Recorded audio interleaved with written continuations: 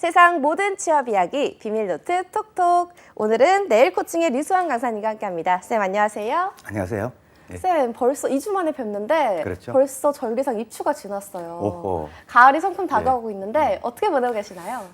지금 이제 입추가 지나고 있는 만큼 네. 가을은 우리 취준생들이 제일 기다리고 있는 그 시즌이 아닐까 싶습니다. 이제 하반기 공채가 이제 막 시작을 하고 있죠. 우리 금융권 같은 경우에도 네. 지난번에 제가 신용보증기금 소식을 전해드리면서 오늘은 또 이제 다른 곳 소식을 전해드릴 텐데 우리 취준생들 이번 가을에 꼭 성취 결과를 맺는 그런 가을 네. 꼭 만드시기 바랍니다. 네, 쌤 말씀대로 본격적으로 하반기 채용이 시작이 됐습니다. 좀 주요 기업들의 채용 소식들이 속속 올라오고 있는데요. 또 오늘은 금융권, 금융공기업 하반기 채용에 대해서 뱅쌤과 얘기를 나눠보도록 할게요. 어떤 내용으로 조금 도움 주실 건가요? 예, 지난 시간에 우리가 신용보증기금 채용에 대해서 이야기를 해보고 네. 신용보증기금의 논술 작성에 대해서 지난 네, 시간에 맞아요. 한번 이야기를 했었습니다. 네. 아마 다음 제가 나올 때는 아마 신용보증기금 면접도 이제 한번 말씀을 드릴 텐데요.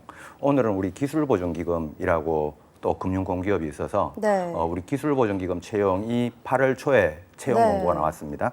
그래서 기술보증기금 채용 소식과 함께 기술보증기금 자소서 작성을 어떻게 해야 될지 그 부분을 한번 보는데 네. 기술보증기금이 이번에 총 75명 그러니까 기술보증기금이나 신용보증기금이나 규모는 비슷한데요. 네. 이 기술보증기금의 어떤 이 75명 정도 채용하는 요 규모가 예년 수준에 비해서 크게 네. 많은 것도 아니고 적은 것도 아니고 네. 평년 정도 수준이니까 기술보증기금에 지원하는 우리 지원자분들도 꽤 계실 거라고 생각하는데 네.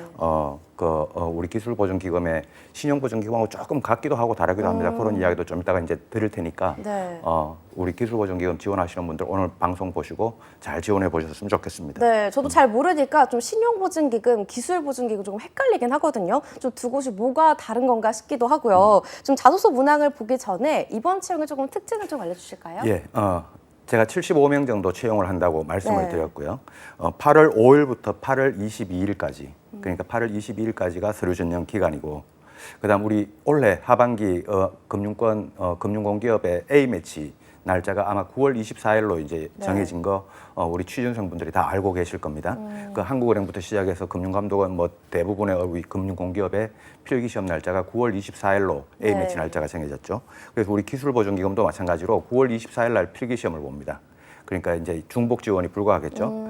자, 그런 상태에서 이제 그 9월 24일 날 필기시험을 본다는 거는 면접이 이제 10월 중순, 10월 하순 이렇게 넘어가고 그래서 총 채용 최종 합격자까지 나올 때까지는 11월 달 중순 하순까지 가야 이제 최종 합격자 결과가 나올 텐데 이렇게 하반기 같은 경우에 우리 채용을 담당하는 인사 담당자 입장에서도 장기 레이스입니다. 네. 그러니까 이제 8월 달부터 시작해서 11월 달까지 계속 정해진 어떤 일정한 그 프로세스에 따라서 가다 보면 어느덧 또 3개월이 또 지나가는 그런 이제 상황이 오는데 네. 이 신용보증기금과 기술보증기금이 좀 비슷하기도 하고 좀 다른 부분이 있어서요. 네. 신용보증기금은 주로 이제 우리 중소기업들이 기술력을 꼭 가지고 있지 않더라도 예를 들어서 유통회사다, 서비스 회사다, 상품 제조회사다 이런 중소기업들이 담보력이 좀 부족한 중소기업들이 신용보증기금에 가서 보증서를 발급받아서 이 보증서를 가지고 은행에 가서 은행에 담보로 제공하고 네. 은행에서 대출을 받는 이런 일을 보증서를 발급해주는 기관이 신용보증기금인데요. 네. 근데 이 기술보증기금은 신용보증기금하고 조금 비슷하지만 네. 보증서를 발급해주는 건 비슷하지만 네.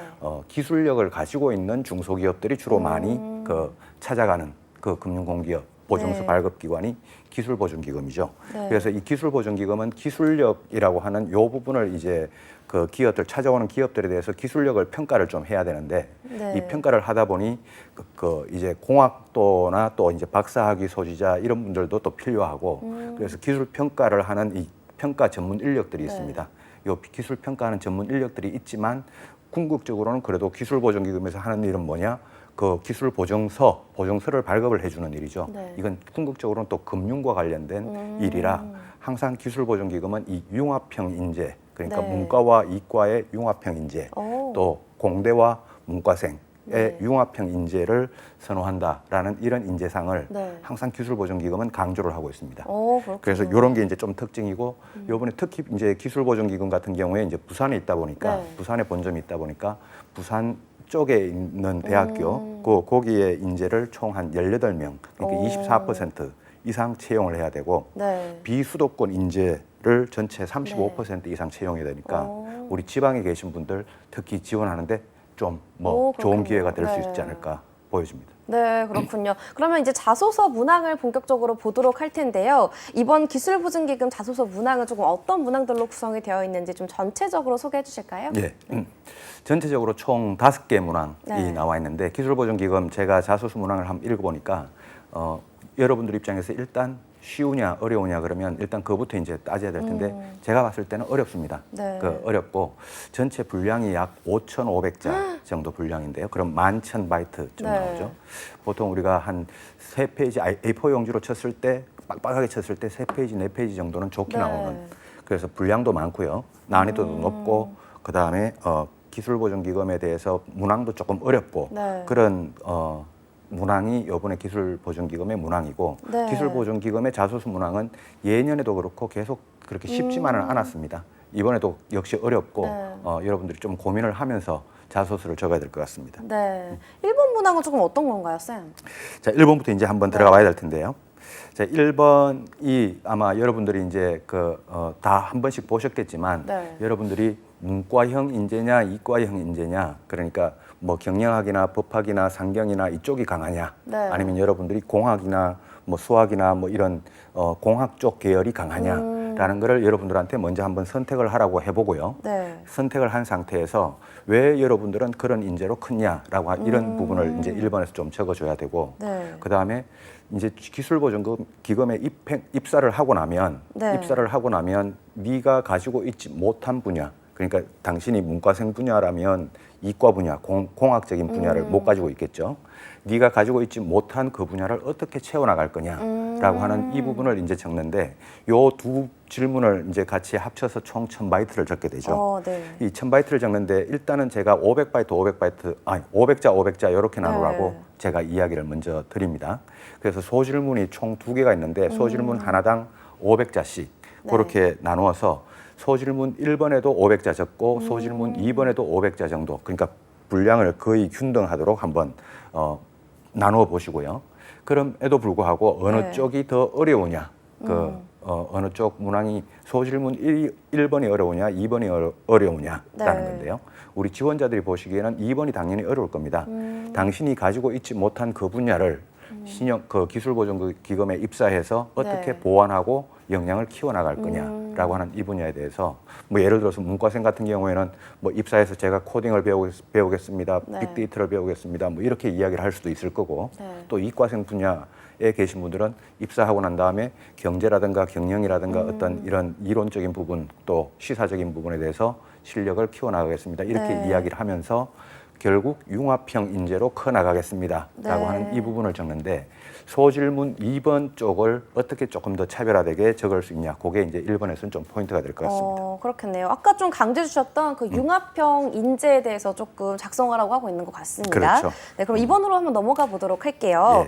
2번은 좀 팀워크와 경험, 협업 경험을 보고자 하는 질문인 것 같아요. 타인과 협업했던 경험을 적되 좀 첫 번째에서는 협업하기 위해 본인이 노력했던 것을 적고 두 번째에서는 성과를 내기 위해서 본인이 어떤 노력을 하려고 했는지 그런 점을 적으라고 하는 것 같습니다. 이 문항은 좀 어떻게 작성해야 할까요? 예, 2번도 총 합쳐서 1000자를 적게 됐는데요. 일단 2번도 여러분들이 500자씩 두 부분으로 일단 균등하게 한번 나눠보세요. 나눠서 소질문 1번이 아까 우리 MC님께서 이야기하신 것처럼 일단 먼저 협업하는 과정에서 협업을 하기 위해서 너는 어떤 노력을 했냐라고 하는 이 부분을 적는 게 소질문 1번에 대한 내용이고 그다음 협업을 했습니다. 일단 그 하고 난 다음에 거기에서 이제 협업 후에 성과를 내기 위해서 너는 또 어떤 노력을 했냐라고 하는 거를 2번에 적게끔 하고 있습니다. 그래서 1번에는 협업을 하기 위한 노력이고 2번은 성과를 내기 위한 노력인데 결국 이 협업을 하기 위한 노력과 성과를 내기 위한 노력에 여러분들이 다 그런 경험을 가지고 있겠습니다만은 2번 같은 이런 자기소개서 문항을 적다 보면 우리가 좀 조심해야 될 거 또는 주의해야 될 거가 있는 게 너무 본인 개인만의 어떤 영웅담 그러니까 나는 협업을 하기 위해서 내가 모든 것을 다 만들어냈다. 내가 팀원들을 다 소집했다. 내가 팀원들을 다 설득했다. 나의 어떤 그 영웅담을 좀 삐까번쩍하게 이렇게 그 축켜 너무 세우는 과하게 포장해서. 예, 예. 이런 경향의 글의 뉘앙스가 나오는 분들이 많이 계신데요. 네. 요 부분이 좀 나오지 않도록 요 부분을 좀 조심하고, 두 번째 소질문 2에서도 마찬가지입니다. 네. 성과를 내기 위해서 네가 어떤 노력을 했냐라고 하는 네. 요 부분을 적는 게 2번인데 성과를 내는 것도 내가 주축이 되어서 성과를 냈다. 내가 주축이 되어서 뭔 어떤 액션을 하고 행동을 하고 해서 성과를 냈다. 네. 이렇게 하면 너무 본인만 축혀 세우는 네. 이런 좀 과장된 이런 글이 나오는 그런 뉘앙스의 글이 나오는데 네. 이런 부분들이 좀 바람직스럽지 않고 자, 2번 같이 이렇게 협업과 관련된 이런 글들이 금융권의 네. 자기소개서 문항으로 자주 나옵니다. 특히 금융권에는 협업이라고 팀워크라고 하는 이 협업이라고 하는 부분이 아주 중요합니다. 네. 그래서 팀워크라고 하는 거는 내가 잘하는 부분은 내가 도와주고 네. 내가 부족한 부분은 다른 사람에게 도움을 받는 게 협업이지 모든 걸 내가 끌고 가는 게 협업이 아니다라고 네. 하는 이런 차원에서요. 여러분들은 여러분들을 조금 내려놓고 네. 내가 노력은 했지만 네. 주위 분들도 다 잘해줘서 우리가 성과를 냈고 주위 분들도 다 잘 도와줘서 우리가 팀워크를 잘 이뤘다. 이런 뉘앙스의 글이 나오게 2번을 한번 적어보시면 좋을 것 같아요. 네, 아무래도 금융권에서 팀워크의 중요성을 조금 강조하고 있다가 보니까 본인이 조금 영웅이 되기보다는 좀 팀워크와 협업한 그런 내용을 적으면 좋을 것 같네요. 예, 네. 맞습니다. 그럼 다음 문항으로 또 넘어가 볼 텐데요. 3번 문항은 본인의 좀 삶의 원칙과 실천 내용에 대해 질문을 하는 것 같아요, 쌤. 이번에도 소질문이 2개인데 네. 총 1000자를 적어야 합니다. 역시 좀 500자씩 나누는 게 좋을까요? 맞습니다. 네. 자, 1000자로 나와 있는 건 무조건 500자, 500자로 어. 나누었어요. 네. 특히 이제 딱 나누기 좋게 소질문도 2개를 해주고 계시지 않습니까? 네. 그래서 소질문이 2개가 딱 나와 있으니까 딱 나누기 좋죠. 500자씩. 그렇게 딱 그 500자씩 나누어 주시고 네. 500자라고 했을 때 500자의 어떤 변동의 그 범위의 오차의 네. 범위는 400자, 600자 이게 아니고 네. 480자, 520자 요 정도 범위 내에서 거의 균등하게 좀 나눠줬으면 네. 좋을 것 같아요. 자, 이 그 3번 질문이 뭐냐면 삶의 원칙에 대한 질문인데요. 네. 삶의 원칙을 우린 누구나 다 한 번씩은 뭐 계속 지키면서 살아오기는 참 힘들 겁니다. 네. 그래서 삶의 원칙을 어겼던 적을 한번 적어보는 게 이게 3번인데 삶의 원칙을 어겼던 적이 있다면 그 삶의 원칙을 A라고 하는 삶의 원칙이 있다고 쳐보죠. 네. 이 A라고 하는 이 삶의 원칙을 왜 가지게 되었냐, 그리고 어떻게 가지게 되었냐라고 하는 거를 그 전반부 500자에 네. 이제 적어주는 거죠. 그럼 이 후반부 500자는 뭐냐면 그 원칙을 지켰어야 되는데도 불구하고 지키지 못했던 그 상황에서 너는 어떤 고민을 하고 어떤 행동을 했었냐. 네. 지원자는 어떤 고민을 하고 지키지 못했던 그 특이한 상황이 어떤 상황이었냐. 그때 당신은 어떤 고민을 했고 어떤 행동을 했었냐라고 네. 하는 이 부분을 좀 고민했던 영역, 이 부분을 위주로 좀 이제 적어주면 좋겠는데 네. 예를 들어 가지고 타인을 항상 먼저 배려하자라는 네. 이런 이제 여러분들의 삶의 원칙이 있다고 해보죠. 네. 자, 이거는 그럼 왜 이 원칙을 가지게 되었냐? 그리고 이 원칙에 대한 설명, 이 원칙을 가지게 된 배경, 요 부분을 이제 500자를 적어주는 거겠죠. 네. 전반부 500자. 그럼 이 타인을 이제 항상 먼저 배려하자라고 했는데 이거를 못 지켰던 경우, 그러니까 먼저 배려하지 못했던 경우가 언젠가 있었을 거 아닙니까? 네. 이 부분을 이제 두 번째 적어주는데 두 번째 500자에 적어주는데 왜 그때는 내가 배려하지 못했는지 네. 그때 그 당시에 여러분의 고민, 근데 진짜 배려하고 싶었지만 배려하지 못했던 여러분들의 고민이 이 후반부 500자에 좀 배어나도록 하고 네. 마지막에 뒷부분에는요. 그 마지막에 이제 800자, 900자, 1000자 요 뒷부분에는 네. 여러분들이 앞으로는 그럼 어떻게 할 거냐? 라고 하는 이 부분을 좀 적어줬으면 좋겠는데 앞으로도 무조건 다 잘 지키겠다 이런 이야기보다는 앞으로도 못 지키는 경우가 충분히 있을 수 있으니까요. 그렇죠. 무조건 지키겠다는 것보다는 앞으로도 열심히 진짜 고민하면서 내 삶의 원칙을 지키기 위해서 최선을 다하겠다라고 하는 이런 뉘앙스의 글이 나와야지 네. 여러분들이 무조건 지키겠습니다라고 하는 이런 글이 나오면 또 좀 초딩스러운 글이 나옵니다. 그렇죠. 지금 시간 관계상 또 네. 다음 문항으로 바로바로 빨리 넘어가 보도록 그렇죠. 할게요. 예. 그래서 4번 문항도 조금 소개를 해주시고 작성 요령도 조금 알려주세요, 쌤. 예, 4번 문항은 우리 기보의 핵심 가치가 3가지가 있는데요. 공정, 혁신, 협력. 네. 여기도 협력이 나오죠. 이 공정, 혁신, 협력이라고 하는 이 3가지를 여러분들이 우선순위를 한번 매겨보라. 네. 여러분들이 생각하는. 그 작년에도 이 비슷한 문제가 나왔었습니다. 그래서 이 우선순위를 매겨보고 그 우선순위를 가지게 된 이유가 뭐냐라고 하는 거를 또 소질문 1번에 500자, 네. 여기 500자로 나눠서 적고요.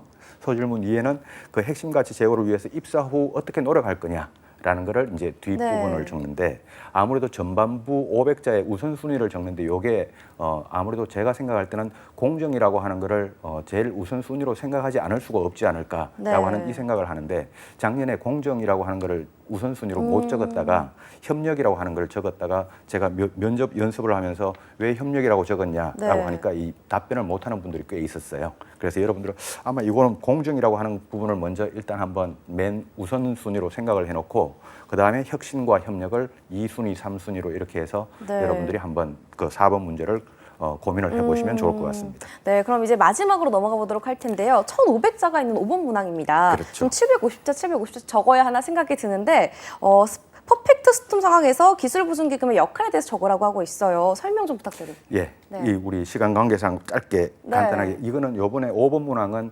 750자, 750자로 나누지 마시고요. 소질문 1번에다가 500자, 소질문 2번에다가 1000자를 한번 더 보십시오. 소질문 1번보다 소질문 2번이 월등히 중요한 거니까요. 여러분들이 어떤 그 5번 문항에서 둘 중에 하나의 가치를 먼저 선택을 하실 텐데 중소기업 지원 확대건 재정 건전성 확보건 둘 중에 하나를 선택을 하실 텐데 거기에 대한 내용을 500자, 전반부 500자에 적고 후반부 1000자에는 내가 선택하지 못했던 분야가 이제 약해지게 되는 그걸 어떻게 보완을 해 나갈 거냐. 이 부분을 우리 여러분들이 신용 그 기술보증기금 홈페이지 공시 내용이라든가 기금 소개, 경영 공시 뭐 이런 것들을 통해 가지고 좀 재무적인 사항이나 이런 것들을 좀 공부를 하면서 5번 문항을 적고 5번 문항의 포인트는 일단 제가 말씀드린 포인트는 후반부 쪽을 길게 적자, 1000자 이렇게 적자. 이 말씀을 드리겠습니다. 네, 기부의 재정 상황에 대해서 좀 미리 좀 공부를 해보고 후반부를 1000자로 조금 비중을 둬서 많이 적자 이렇게 팁을 주셨습니다. 지금까지 내일 코칭의 류수환 강사님과 함께했습니다. 말씀 고맙습니다. 고맙습니다. 모두의 채용 톡톡 오늘 준비한 내용은 여기까지입니다. 저는 내일 같은 시간에 찾아뵙도록 할게요. 톡톡.